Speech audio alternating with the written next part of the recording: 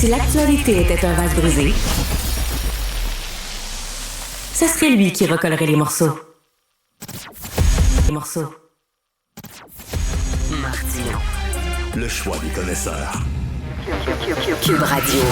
En direct à LCN. Richard Martineau à Cube Radio. Salut Richard.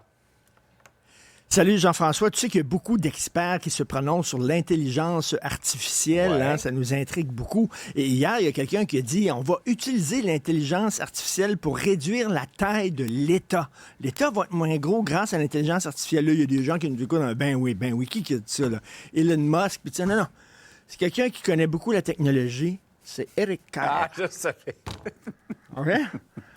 Alors, il a dit ça qu'il va utiliser l'intelligence artificielle pour réduire la taille de l'État. Moi, je sais pas ce que tu fais en fin de semaine, mais moi, je vais me construire un bunker chez nous, OK? Que je vais remplir de cannes de bine parce que la journée où Éric Kerr va toucher à l'intelligence artificielle, Dieu sait ce qui va se passer, mon gars. Tu vas flusher chez toi, puis la porte de ton garage va ouvrir. Je sais pas exactement ce qui va arriver. J'ai hâte de voir ça. Tu te Éric Kerr, rappelles, entre autres, de sa clique. Oui, ça clique. Oui, ça cliquait beaucoup. Hein? Ça cliquait pas fort. On revient, Richard, et je sais, tu m'en avais déjà parlé hors d'onde des fois où tu avais pu rencontrer Brian Mulroney. Tu voulais me parler d'un souper où tu as pu rencontrer l'ancien premier ministre qui s'est éteint hier à l'âge de 84 ans. Tout à fait. Écoute, il y a deux grands héritages à M. Mulroney qui a voulu ramener le Québec dans le giron de la Constitution. On sait qu'on s'est fait planter un couteau dans le dos en 82 par les autres provinces. Puis lui, bon, le lac Meach, c'était très important. C'était sa façon de ramener le Québec dans la Constitution. Ça n'a malheureusement pas fonctionné. Et moi, ce qui m'impressionne chez M. Mulroney, c'est le combat qu'il a mené contre les régimes de l'apartheid, cet odieux régime raciste en Afrique du Sud, OK? Et là, à un moment donné, nous avons une amie en commun, nous avions une amie en commun, M. Mulroney et moi, c'est Denise Bombardier. Ouais. Et Denise m'appelle à un moment donné, Richard, je fais un petit souper à la maison. Et, est-ce qu'il y aura Brian et Mila Mulroney? Est-ce que vous voulez venir? Oui. Alors, oui.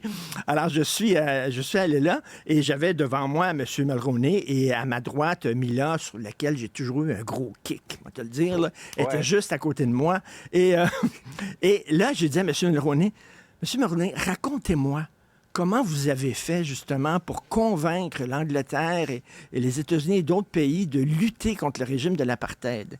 Et là, il me racontait, il dit, je prenais le téléphone, puis tu sais, à l'époque, c'est Margaret Thatcher qui était première ministre de l'Angleterre, Ronald Reagan qui était président des États-Unis. Je prenais le téléphone, puis là, j'appelais Margaret Thatcher, puis je disais, Maggie, ça n'a pas de bon sens que l'Angleterre, un grand pays comme vous appuyez un régime aussi odieux et terrible que l'apartheid, ça n'a pas d'allure. Puis faites quelque chose, puis je reprenais le téléphone, puis j'appelais Ronald Reagan. Ron, voyons donc, 20 ans, 25 ans après les combats des droits civiques que vous avez menés aux États-Unis courageusement pour libérer les Noirs, puis là, vous êtes en train de me dire que vous allez appuyer ce régime-là. Voyons donc, ça n'a pas d'allure.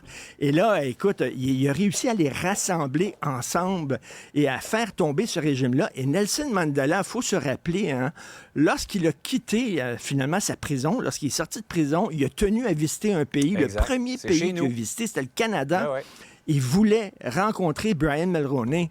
Et je comprends pas pourquoi on n'a pas fait encore de documentaire là-dessus ou de films de fiction qui nous montrerait les coulisses des tractations. Mais bref, c'est une des grandes pages de l'histoire. Et je vais te dire, écoute, même si on n'a pas le temps du deuxième sujet, là, je vais parler de monsieur...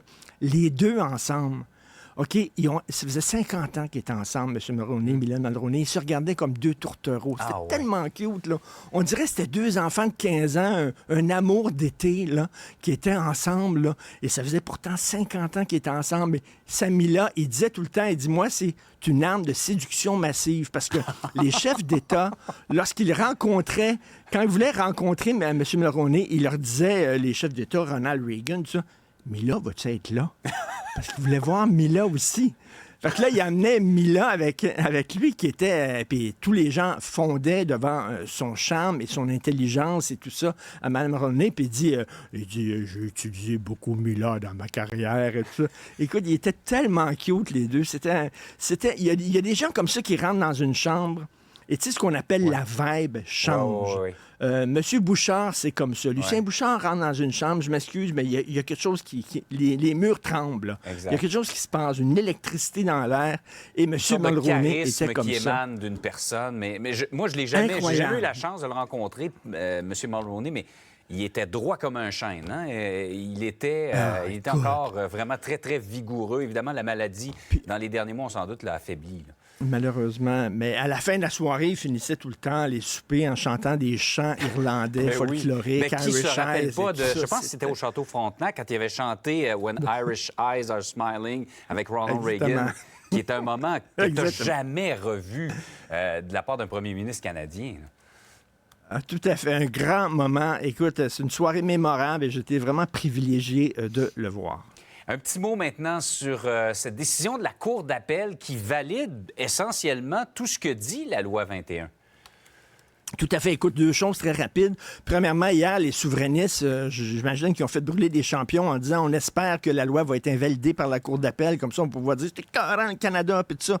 Eh bien, non. Elle a été validée. Il est peut-être un peu déçu. Deuxièmement, Justin Trudeau, tout de suite, là, a dit nous autres, nous allons combattre la loi 21 en Cour suprême. Et là, attends une minute, là, Jean-François.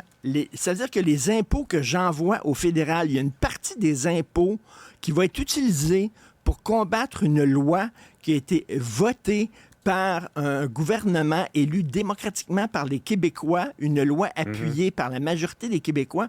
Le fédéral va prendre une partie de l'argent que je lui envoie pour combattre une loi du Québec.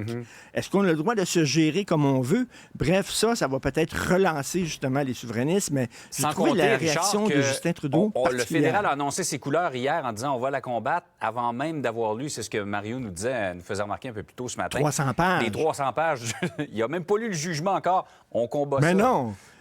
Ou à moins qu'il y ait une technique de lecture rapide absolument incroyable. Bref, écoute, Batman, vraiment toutes mes condoléances. C'était le Sphinx dans Batman qui lisait les livres. Oui, c'est ça. Il passait sa main comme ça sur les feuilles. Puis, écoute, toutes mes condoléances, bien sûr, à Mme Mila Mulroney et toute sa famille aujourd'hui. Richard, passe une belle fin de semaine.